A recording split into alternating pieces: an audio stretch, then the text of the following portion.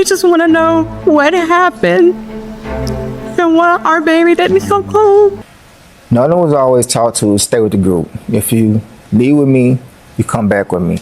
So that I don't understand. And with me being a parent, if I was in that situation, I would have told him, you're going to get back on this boat with me because I don't want to have to answer to your parents if something happened to you. Right. So you're going to get on the boat. And if you still don't want to get on the boat, someone give me a phone so I can make a phone call to get your parents on the phone so they can tell you to get on the boat. But at no time will I leave someone else's child especially on the island. So you think he got left behind then? Yes. I don't believe he decided to stay on the island by himself. It just doesn't, that's not his character. Attorney Crump, you have a lot of questions about what happened, ranging from the fact that the police very quickly declared that they didn't see any evidence of foul play, but then said that they were now investigating, to the timeline, the idea of where the phone could potentially be. Help me understand. Vlad, there are so many glaring contradictions, and that's why so many people all across America are chiming in saying this is not adding up. I mean, you have them saying he was talking to a young lady, and she said that he said, I'm going to get back on the boat with the boys. Well, the boys say he said that, no, I'm going to stay with her. I mean, which is it? And then on top of that, you talk about this video that's out there that shows this apparent argument going on where Nolan says, where's my freaking phone? What are you freaking doing? And then his phone turns up missing. I don't know any 18-year-old, if you go with their story that he said he was going to stay behind, I'm going to leave my cell phone behind. It's not adding up. And so those are the things that his mother and father are saying, we're not accepting this. He was a college athlete. He was in superb shape. And so he's a good swimmer. And you see the video of all those people out there. If he's drowning, nobody's going to help. But the video that you're talking, sorry now, the video that you're talking, go ahead. I was going to say, you reposted that video. Yeah. Now the Jackson County Sheriff's Office, they are calling for people to send in any videos or anything that they may have seen. What are they communicating with you about the investigation and what they are getting from people? They haven't communicated much at this point. In fact, his mother, as she said, they had to track down the cell phone, and she can talk about the deleted messages that are very concerning to her because it's relevant. All of it is relevant to finding out how Nolan Wells ended up dead. Oh, yes. And Christine, going back to that cell phone, you said you were able to recover it. Yes. So you saw clear signs that there were deleted conversations? There were definitely concerns just because Nolan is always on Snapchat. He will be like, hey, mom, smile, you know, put a peace sign. So when me and my sister went through it, there was nothing. There were no saved videos. There was nothing in there. She went to the secondary account. There was nothing in there. And I know, you know, when kids get together for events like that, you know, they're snapping. They're making videos, taking pictures. And so I'm just like, where is it? Because it hadn't even been 24 hours when we started looking, which usually with Snapchat, it goes away once you hit that 24-hour mark. Elmore, can you, for all of us who are so concerned about what happened here, just tell us a little bit more about your son? Who was he? What kind of man was he growing up to be? He was very respected by the community. He was very respected by a lot of people. There wasn't a friend that he couldn't make. People gravitated to Nolan. That was just the type of person he was. He was I would say a silent leader when on the field and on the basketball court. People would follow his actions and not his words. I'm a person, I believe action is more important than words. You can tell me 1,000 times you love me, but show me you love me. If you are my real friends and I'm giving you this trust, you need to get it back to me by making me. Making me get on that boat. It's 3 of them, one of me. Yeah, we may tussle, but when we get back to the mainland, Either we're gonna tussle some more, or we're gonna go party. So, and same with the adult. If that was your child and I was the one there, you would have wanted me to make your child get back on the boat. So it was a lot of bad decisions made. I don't think my son volunteered to stay on that island. Why would an 18-year-old with a football tryout in 3 days choose to strand himself on a deserted island? Why would a young man who never went anywhere without his phone suddenly leave it behind on a boat pulling away without him? Why did that phone come home showing one location, while his friends swore he was somewhere else entirely? And why, when his mother finally opened it, did she find accounts that looked as if the last day of her son's life had been erased? The people who were with Nolan Wells on July 4th have given their answers. His parents say those answers fall apart the moment you examine them. Tonight, for the first time, his mother and father are speaking. And by the time this story is finished, you will understand why they refuse to accept what they've been told.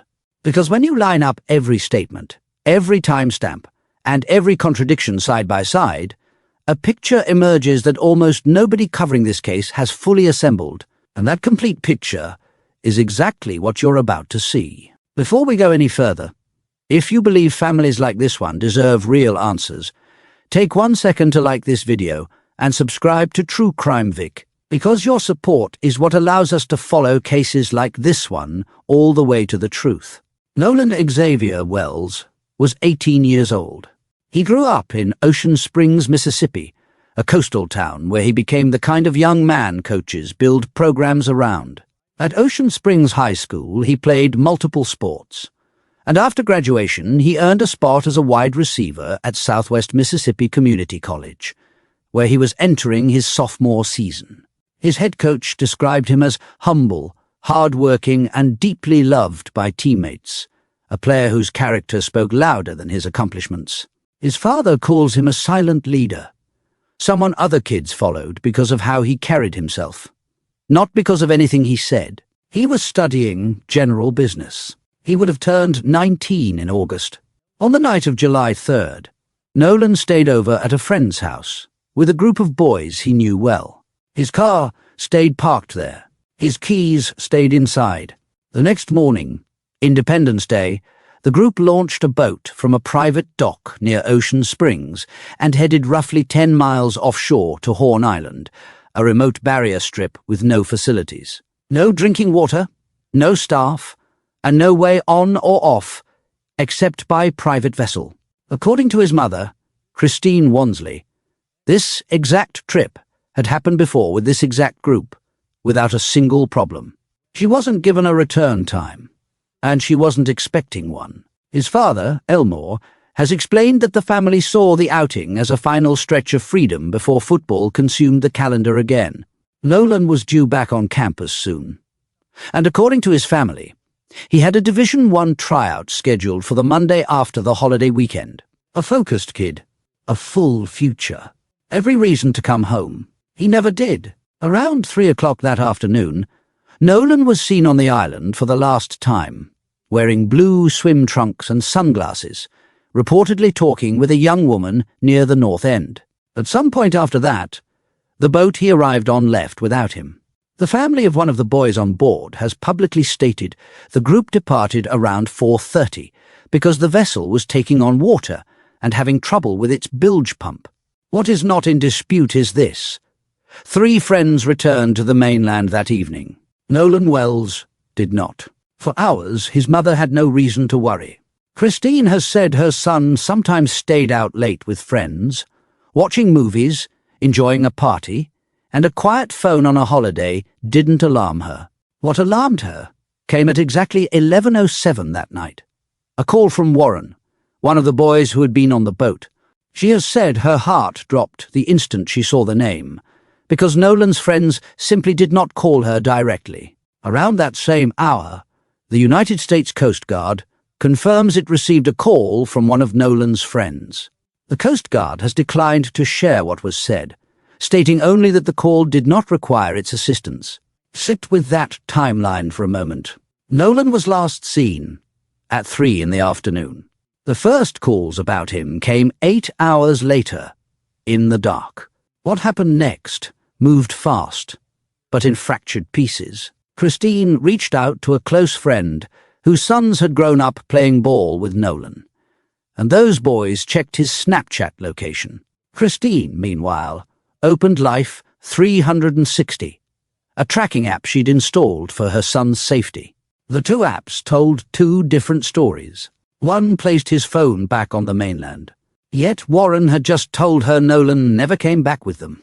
If her son was still on an island 10 miles out at sea, his phone should have been out there with him. Instead, it was moving through the world without him. Christine began calling authorities. And here the family hit a wall that still angers them. The sheriff's department pointed her one direction. The city police pointed another. The state's Marine Resources Agency took her information, only to route her back again. Jackson County eventually opened a report, and late that night, in a McDonald's parking lot, Nolan's parents sat with a deputy and handed over everything they knew. By then, precious hours in the most critical window of any missing person case had been spent figuring out who was even responsible for looking. The search that followed was enormous. The Jackson County Sheriff's Department, the Coast Guard, the Department of Marine Resources, the National Park Service, and volunteers from the United Cajun Navy all converged on Horn Island. On the morning of July 6th, at roughly 8:45, a park ranger found a body in the water on the island's northwest end. Dental records confirmed what the family already feared. Nolan was gone. The explanation given to his parents was simple. Their son chose to stay behind, planning to catch a ride back with another group.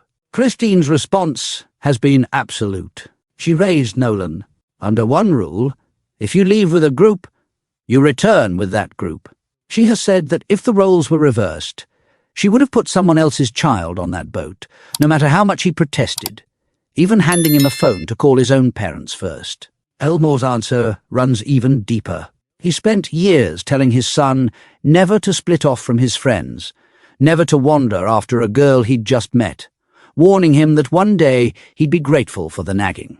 He has said plainly that he does not believe, not for 1 second, that the boy he raised volunteered to stay alone on a deserted island 72 hours before the biggest opportunity of his athletic life.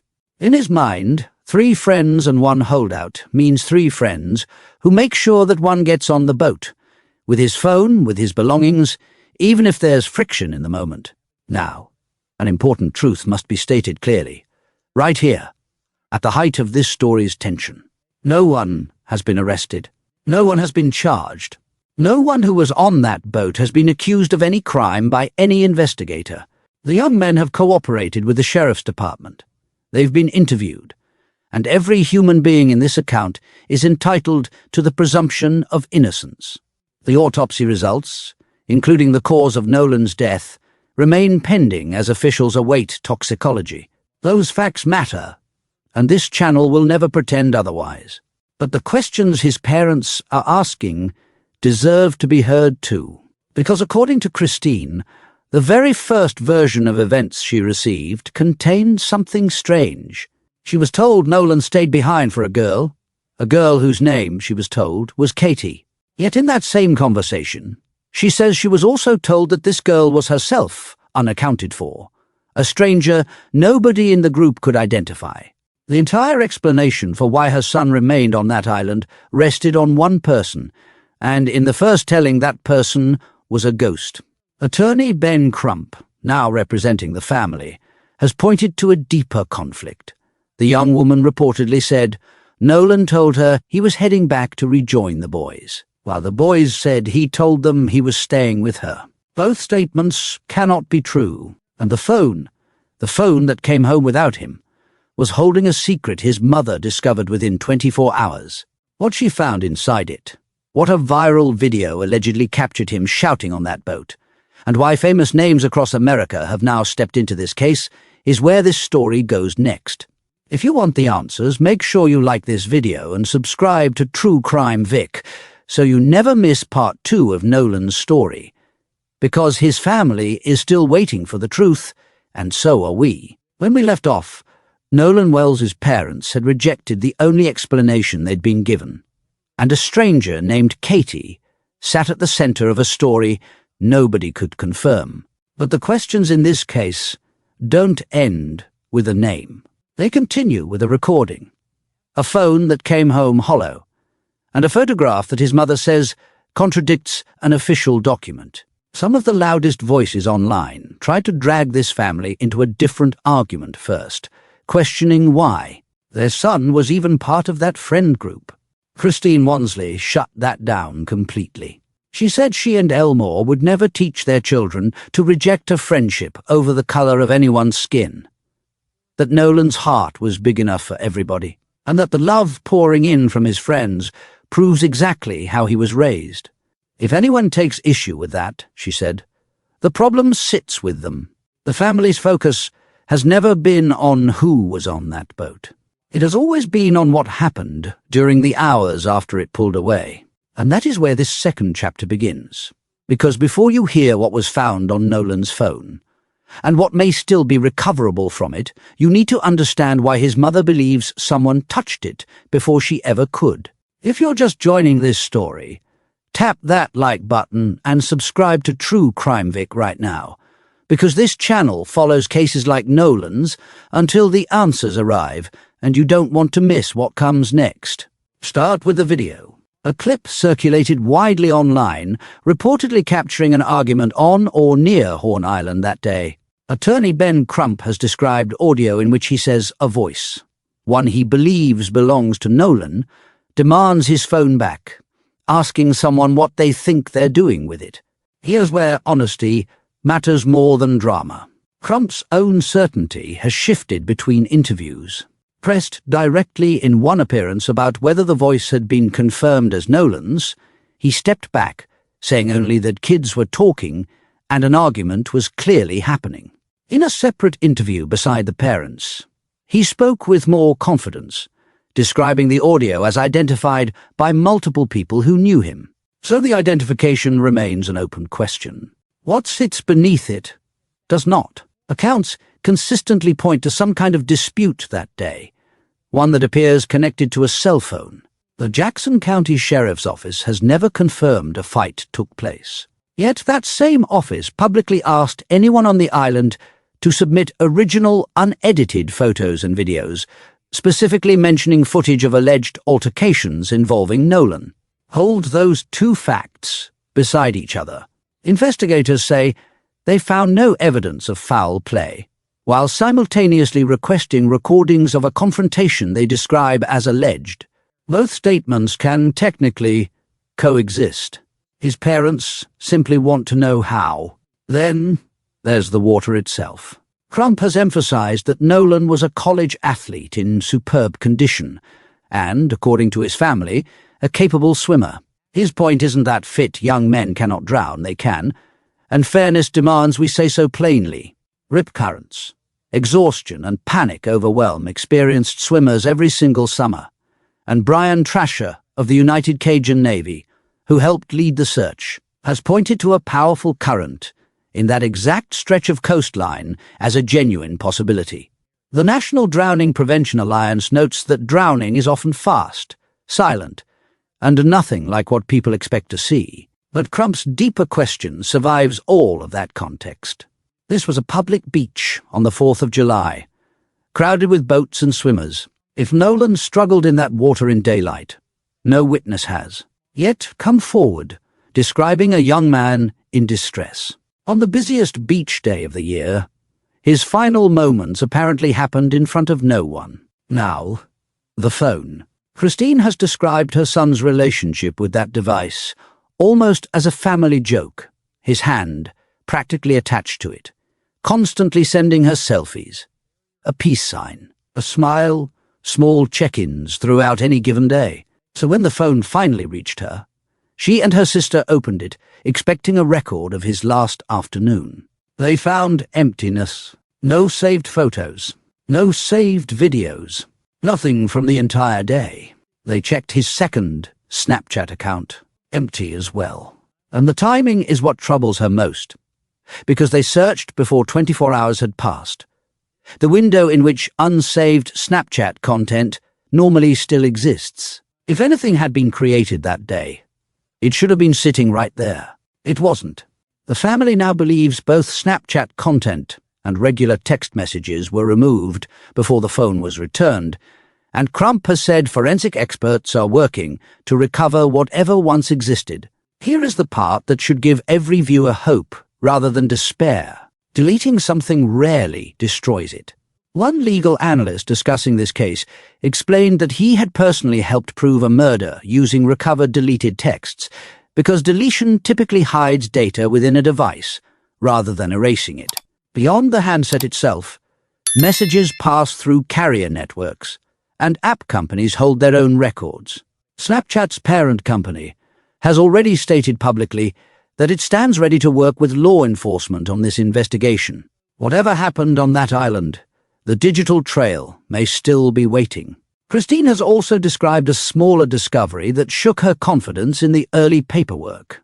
After she posted publicly asking for help, a young woman who'd been on the island that day reached out, telling her that an official description had Nolan in black shorts, while her own photographs from that afternoon showed him wearing blue. Christine says the woman sent those pictures directly. To be clear, this account comes from the family, and the discrepancy hasn't been independently confirmed. But for a mother already questioning how carefully the first hours were handled, even a detail that simple landed hard. By now, this case has drawn national weight behind it. Former NFL quarterback Colin Kaepernick helped fund an independent autopsy, and Nolan's body was flown from Mississippi to Washington, D.C., so a doctor with no connection to state law enforcement could examine him. Filmmaker Tyler Perry is covering funeral costs. Reverend Al Sharpton stood beside the parents at a Harlem press conference, demanding a full, transparent, urgent investigation. Crump, explaining why the family wanted an examination outside Mississippi, invoked the state's own history directly, referencing Emmett Till as part of the reason trust doesn't come easily here. Sharpton himself put the racial question carefully, saying they are not bringing race into this, but they are not discounting it either, because nobody yet knows what this is. Meanwhile, one structural reality shapes everything. Crump has said he has never spoken with the young men from that boat because they've retained their own attorneys. Every account from Nolan's final hours has reached his family second-hand, and this is the moment to say what must be said clearly at the very peak of these questions. Nobody on that boat has been arrested. Nobody has been charged. No investigator has accused any of those young men of anything. Warren, the friend whose mother, a county judge, publicly confirmed he was interviewed and cooperated fully, was the first person to call the Coast Guard and the first to call Christine that night. His family says the boat left because it was taking on water with a failing bilge pump. Every one of them deserves the presumption of innocence, and this channel will defend that principle in every case we ever cover. What legal analysts have criticized is process, not people. They've questioned why a phone spent hours in someone else's possession before reaching the family, why announcing an absence of foul play came so early in an active case, and whether digital records were pursued fast enough. Even those critics acknowledge, as veteran law enforcement analyst Charles Ramsey has, that nothing about this case beyond the speculation is unusual, and that jumping to conclusions serves nobody, least of all this family. So here is where everything stands tonight. The state medical examiner has completed an autopsy, with cause of death awaiting toxicology. Investigators suspect drowning, but have confirmed nothing officially. The independent results are expected soon. Sheriff John Ledbetter maintains his office has found no evidence of a crime, while admitting it will take hard work to get this right. And Crump has openly asked whether the Mississippi Bureau of Investigation should take the case over entirely. What remains is a mother and father living inside disbelief, stacked on grief. Neither has claimed to know what happened after 3 o'clock that afternoon. What they've said, in every interview, is that the story they were handed does not match the son they raised, and until someone closes that gap, they will keep asking questions out loud. We'll be here when the autopsy results land, and when those deleted messages surface, bringing you facts and nothing before them. If you want the truth the moment it arrives, like this video and subscribe to True Crime Vic and share Nolan's story, because his family is still waiting, and silence has never solved anything.